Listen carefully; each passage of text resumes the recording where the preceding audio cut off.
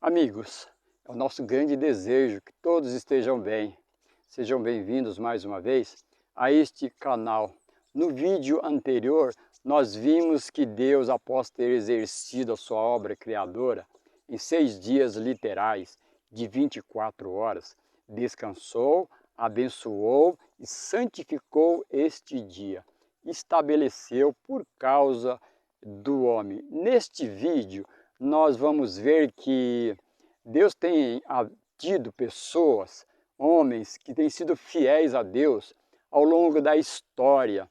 E nós vamos ver também que tem havido uma tentativa de alterar, de mudar, de modificar aquilo que Deus estabeleceu lá na criação. Nós vamos orar antes. Senhor Deus e Pai, agradecemos ao Senhor pela oportunidade e por ter manifestado o desejo no nosso coração e compartilhar a Tua palavra com os amigos e também com os nossos irmãos. Te pedimos e também agradecemos em nome do nosso Senhor e Salvador, Jesus Cristo. Amém. Muito bem, vejamos o que a Bíblia vai nos dizer a este respeito. O primeiro texto que nós vamos ler está no livro de Lucas. O livro de Lucas, o capítulo 4 e o verso 16, que diz assim: Indo para Nazaré, onde fora criado, entrou num sábado na sinagoga, segundo o seu costume, e levantou-se para ler. Esse verso fala de Jesus, que certa ocasião ele retornou a Nazaré, onde ele foi criado, e lá ele, no sábado, entrou na sinagoga ou na igreja, conforme o seu próprio costume de Jesus, e levantou-se para ler. Se lermos os 2 versos a seguir, veremos que ele foi convidado para pregar. E foi isto que Jesus fez, Jesus pregou. Agora, o ponto aqui é a questão do 7º dia ou o sábado. Nós vimos no vídeo anterior que o próprio Deus que não se cansa, descansou, abençoou e santificou este 7º dia, o sábado. Agora nós vimos que o próprio Jesus também fez isto, ok? Então não há margem para termos dúvida ou refutação ou rejeição.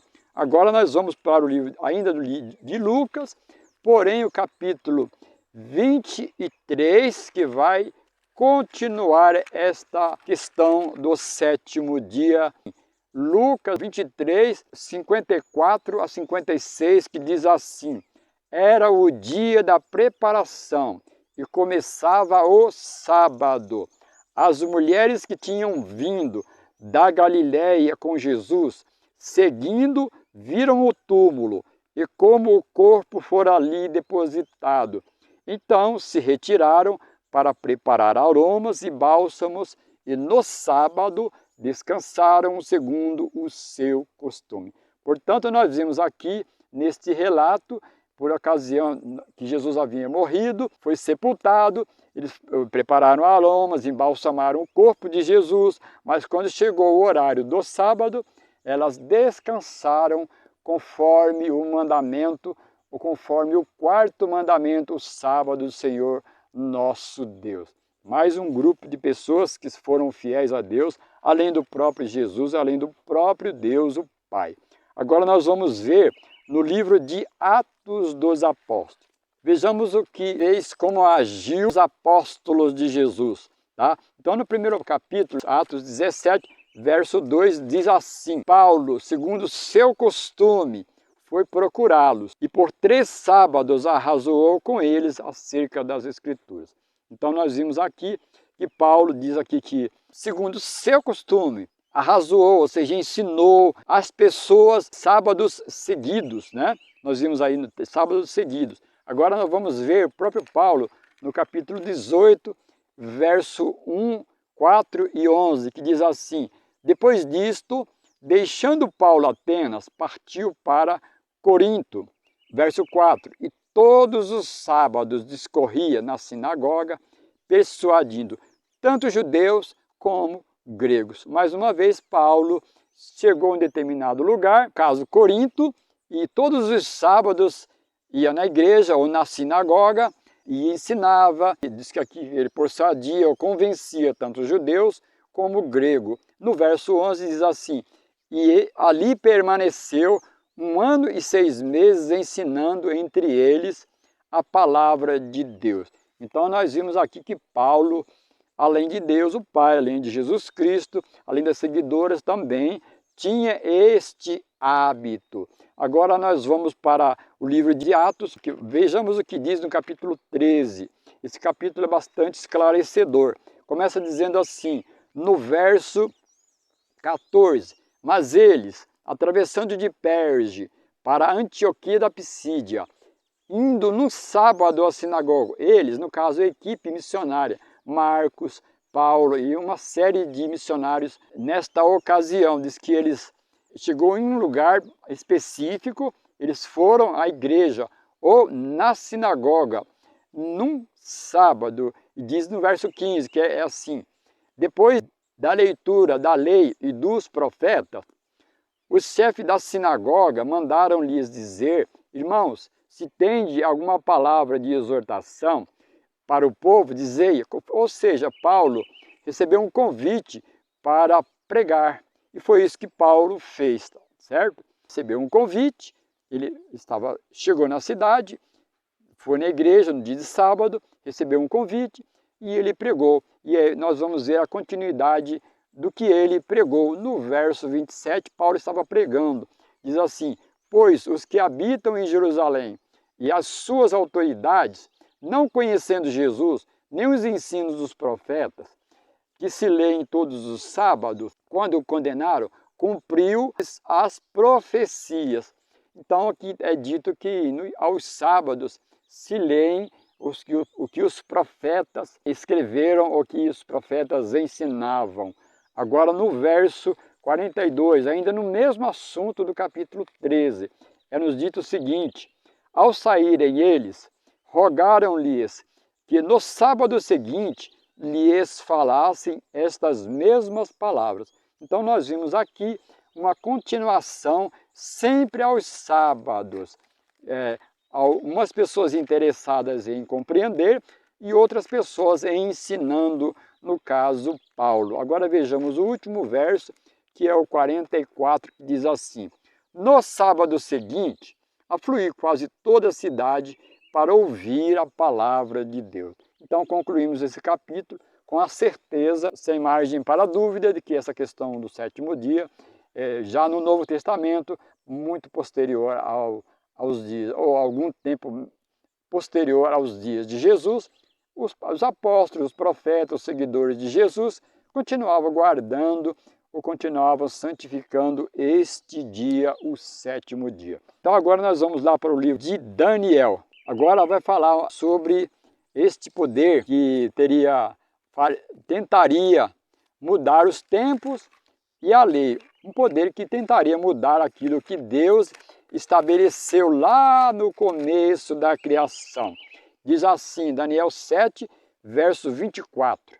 Os 10 chifres correspondem a 10 reis que se levantarão daquele mesmo reino, e depois deles se levantará outro, o qual será diferente dos primeiros, e abaterá 3. Falando aqui do chifre pequeno, lá do verso 8, vamos ler o verso 8, aqui, ó.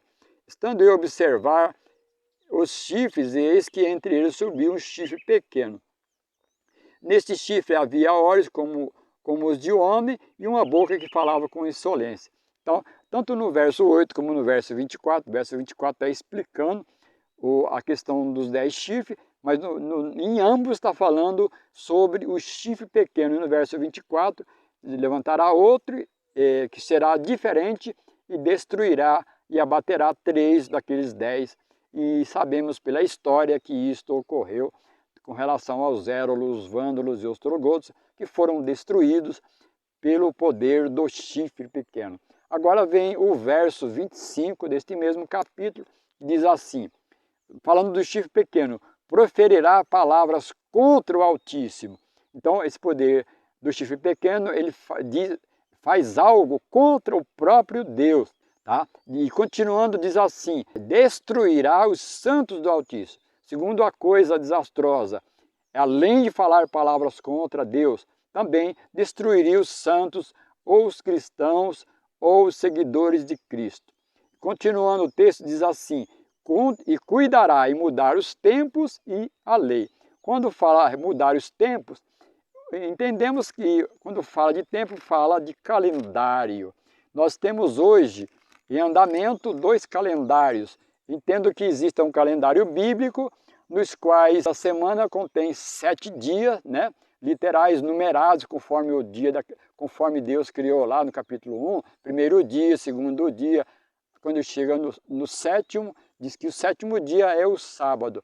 Então a semana do calendário bíblico são 7 dias, do primeiro ao sexto, e o sétimo recebe o nome. E o calendário que hoje existe, né, na qual faz parte do nosso dia a dia, é o calendário gregoriano, que foi estabelecido por Gregório XIII, em substituição ao calendário juliano anterior. E tanto Juliano quer dizer de Júlio César e Gregoriano quer dizer do Papa Gregório. Então nós vimos aí já uma questão, já vimos aí um processo de mudança, de alteração dos tempos estabelecido por Deus lá na criação, de acordo com Gênesis 1, verso 14. Diz também que ele mudaria a lei. No caso, a lei aqui, entendemos tratar-se dos 10 mandamentos, nas quais o 4º mandamento da lei de Deus foi ou está sendo substituído pelo primeiro dia da semana, conforme nós vemos esse calendário atual, que o dia lá que marca em vermelho na folhinha é o primeiro dia e não o sábado, o 7º dia estabelecido por Deus na criação. E continuando aqui, diz que iria também os santos, os cristãos ou seguidores de Cristo, seriam entregues nas mãos deste chifre pequeno por um tempo, 2 tempos e metade de um tempo. Ou seja, ele ia exercer um poder perseguidor e destruidor dos santos por um tempo. Entendemos que um tempo, 2 tempos e metade de um tempo, trata-se de uma profecia de tempo. Para entendermos uma profecia de tempo, é necessário utilizar o princípio de interpretação dia-ano, nos quais um dia na profecia significa um ano literal, de acordo com Números 14, né, e Ezequiel 4 e Levítico 25:8, que lá está implícito essa questão desse princípio. Então, um tempo equivale a um ano, ok? Ou 360 dias. 2 tempos equivalem a 2 anos ou 720 dias. Meio ano ou meio tempo equivale a 180 dias, somados dão 1260 dias. Profético, 1260 anos literais. Então, agora nós vamos para o capítulo 13 de Apocalipse. Vejamos agora que aqui, esse poder aqui, exercido pelo chifre pequeno, vai ficar um pouco mais claro agora, vai melhorar, vai ampliar a nossa compreensão lá no capítulo 13 do livro de Apocalipse. Então esse chifre pequeno agora aqui, ele vai ganhar um outro nome, que entendemos tratar-se de assunto relativo aos nossos dias.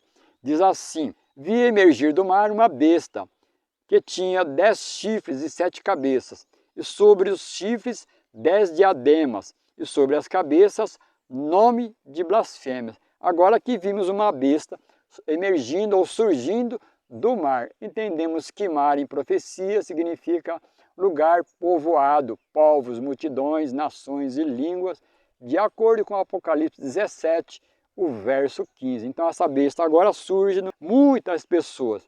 Diz aqui que essa besta tinha 10 chifres. Como entendemos que o contexto do capítulo 13 trata-se de 1798 para cá, de acordo com Daniel 7, entendemos que esses 10 chifres equivalem a 10 reinos que estão em processo de formação. O mundo vai ser dividido em 10 supernações, ok? E continuando aqui, diz que essa besta tinha 7 cabeças. Então, dica aqui que é uma localização geográfica da besta. Diz que essa besta, ela contém 7 cabeças. Entendemos que Roma, capital da Itália, a cidade chamada mundialmente por a cidade das 7 colinas, ok? Então começa a nos indicar a localização geográfica desta besta. Diz que aqui no verso, continuando no verso 1, diz que sobre as suas cabeças nome de blasfêmias. Isso quer nos dizer que esta besta é blasfema. Entendemos que blasfêmia para Deus é a questão de perdoar pecado e também a questão de se colocar no lugar de Deus ou querendo ser Deus. Isto para Deus é blasfêmia. E nós vamos ver no próximo vídeo, que vai ser a continuação desse, esta questão da blasfêmia, que significa. E agora no verso 2 é nos dito que a besta que via era semelhante a um leopardo, os pés como de urso e a boca como de leão, e deu-lhe o dragão o seu poder, o seu trono e grande autoridade. Agora acrescenta a informação de que esta besta recebe poder, trono e autoridade do dragão, que o dragão significa Satanás, de acordo com Apocalipse 12, 7 a 9. Então, essa besta, ela recebe um poder sobrenatural, que não de Deus, mas do dragão ou do próprio diabo. Então, é uma questão muito séria esta aqui. Continuando agora, diz o verso 3, e vi uma de suas cabeças como golpeada de morte, mas essa ferida mortal foi curada e toda a terra se maravilhou seguindo a besta. Existe grande unanimidade com relação a este ponto de que esta ferida mortal foi estabelecida no ano de 1798, quando o Papa Pio VI, na época, foi destronado por Napoleão por ordem do seu general Berthier e perdeu seu poder civil temporal. Ainda no final do verso 3 diz, mas a ferida mortal foi curada e toda a terra se maravilhou seguindo a besta. Então, por ter recebido esse poder do dragão, então ela exerce grande obra, a obra assim que faz as pessoas pensar que é de Deus, ok? As pessoas adoram a besta pensando que ela está exercendo uma obra de Deus, mas elas estão sendo enganadas, porque ela blasfema, porque ela perdoa, blasfema que se coloca no lugar de Deus, porque ela perdoa pecado. As pessoas se maravilham pelas obras, grandes obras que esta besta realiza no mundo inteiro. E no verso 4 diz assim, e adoraram o dragão, porque deu a sua autoridade à besta, também adoraram a besta, dizendo, quem pode ser semelhante à besta? Quem pode pelejar com ela? Então aqui é nos dito que quando uma pessoa, alguém adora a besta, adora de maneira indireta o próprio dragão, o próprio Satanás. Então é uma questão muito delicada e muito séria. E continuando diz que as pessoas dizem, quem é semelhante a ela?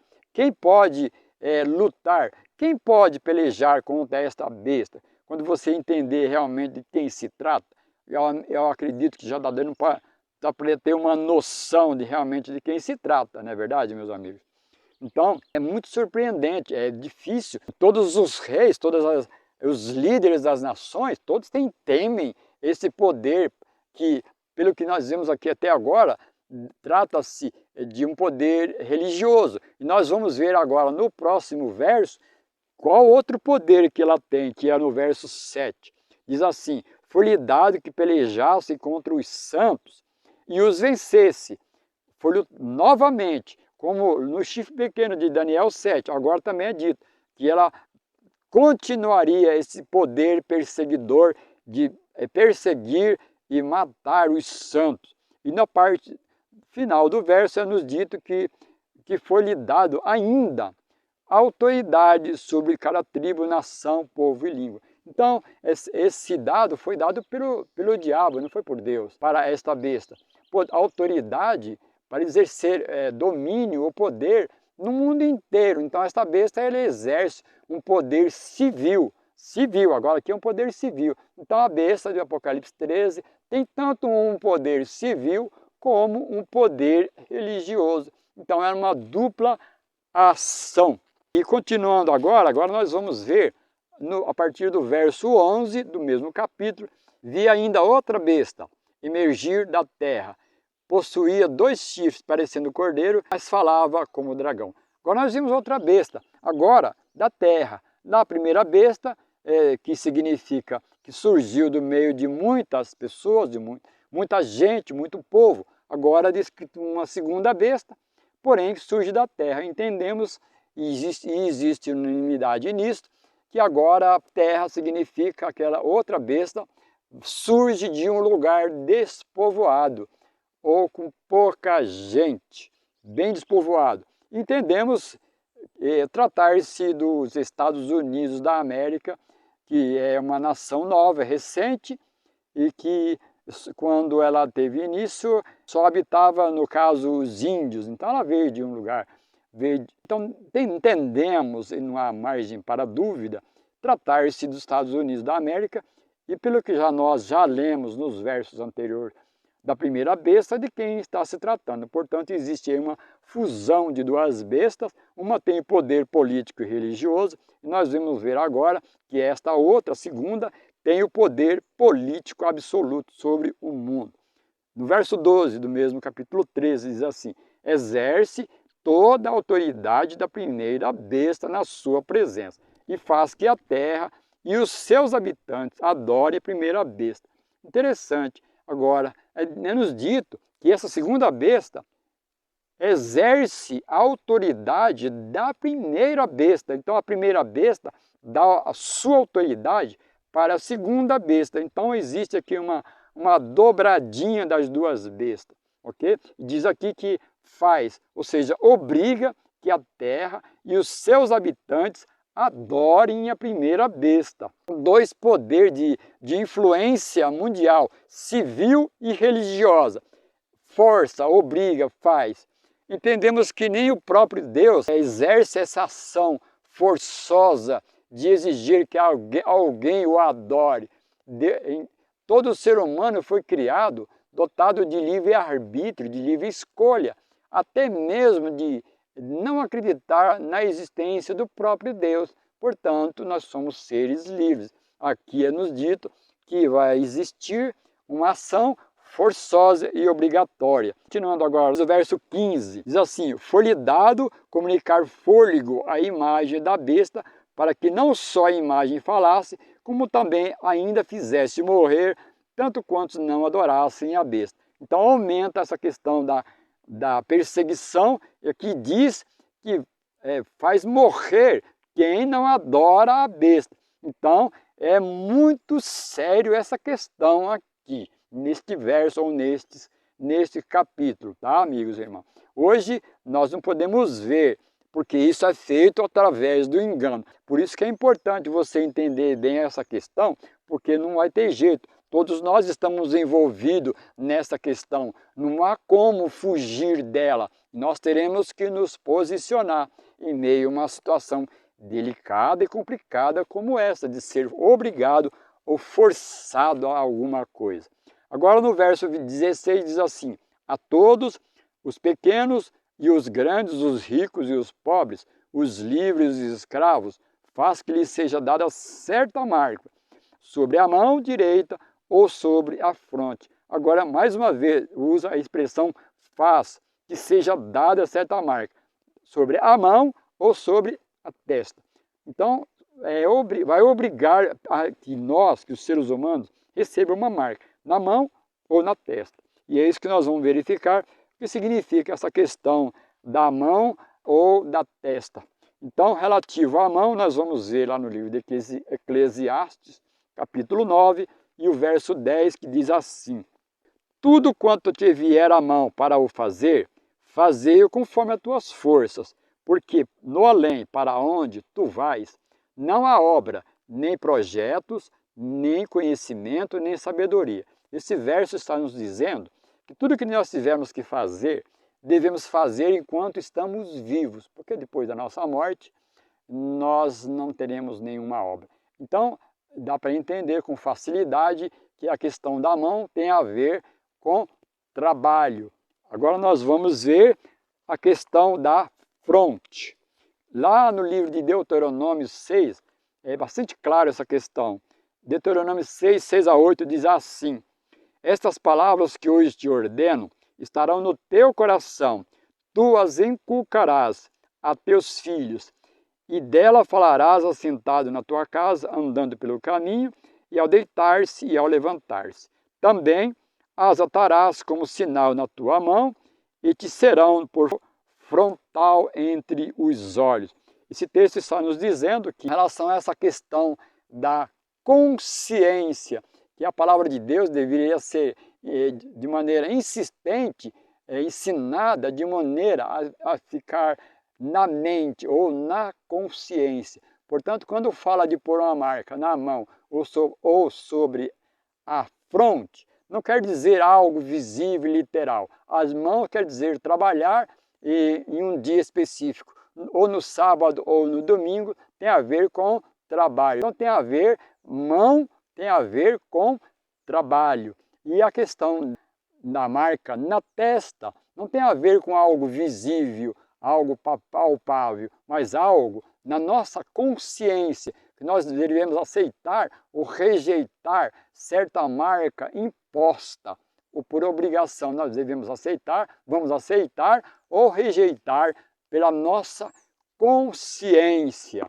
E aí nós vamos concluir com o verso 17 do capítulo 13, que nos diz o seguinte: para que ninguém possa comprar ou vender, senão aquele que tem a marca ou o nome da besta e o seu número. Portanto, está implícito aqui a questão do comprar e vender quem não tiver o nome ou o número da marca da besta. Então é uma questão bastante complicada, né, no que diz respeito a que teremos que nos posicionar de um lado ou de outro, que não tem como fugir dessa situação, porque é um plano elaborado por longa data, nos quais hoje os terrenos estão sendo preparados de longa data, e nós estamos vivendo uma fase final e decisiva, nas quais todo o mundo terá que tomar uma decisão de um lado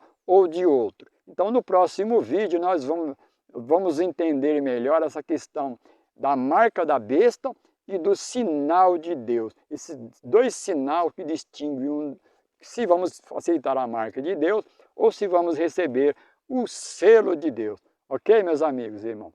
Que o amor de Deus, a graça do nosso Senhor Jesus Cristo e a comunhão do Espírito Santo esteja com todos os meus amigos e os meus irmãos. É o nosso grande desejo. Amém.